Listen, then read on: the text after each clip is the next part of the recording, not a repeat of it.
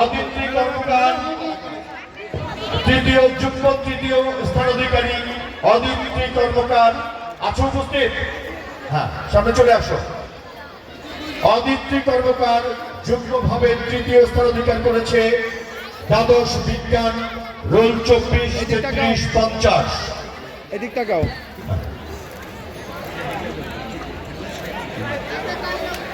আমরা করতালের মধ্য দিয়ে অভিনন্দন জানাই বিজয়ীকে। দ্বিতীয় স্থান অধিকার করেছে তানহা ইসলাম দ্বাদশ বিজ্ঞান রোল 24-32-52। তানহা ইসলাম। এবং প্রথম স্থান অধিকার করেছে মনিরা ইসলাম তাবিয়া। মনিরা ইসলাম তাবিয়া স্মৃতি পরীক্ষা ছাত্রীদের বিভাগে প্রথম স্থান অধিকার করেছে।